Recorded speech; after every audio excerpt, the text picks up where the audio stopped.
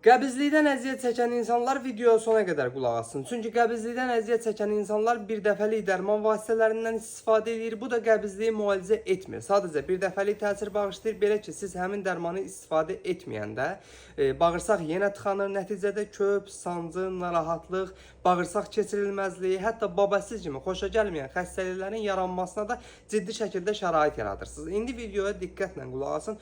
Çünki sizə türkçə çarə yolla, xalq təbabəti ilə, yəni ki, təbii üsulla qəbizliyi necə müalicə eləyəsiniz, onu izah edəcəm. Amma əvvəl ekranda gördüyünüz üzrə zəhmət olmasa qızardın və sağda profilimin üzərində olan plus işarəsinə də toxunun ki, video ehtiyacı olan insanların qarşısına çıxsın. Deməli, yaxınlaşırsınız aptekə, çay tikanı yağı alırsınız. Çay tikanı yağı gündə 3 dəfə yeməkdən yarım saat əvvəl bir xörək qaşığı daxili qəbul etməyiniz kifayətdir ki, həm qəbizliyi anında açsın, həm də xroniki qəbizlik kimi ciddi qəbizlik və bağırsaq xəstəliklərindən əziyyət çəkən insanlara bu xəstəliklərdən qurtarsın. Bununla paralel şəkildə mədə və 12 barmaq bağırsaqların xəstəliklərində də çox yaxşı təsir bağışlayır. Ölkənin bütün apteklərində satışı mövcuddur. Bu cür faydalı videoların davamı üçün aşağıda gördüyünüz takip butonuna toxunmağı və ən əsası da kanalıma abunə olmağı unutmayın ki, hər zaman videolarımdan faydalana biləsiniz.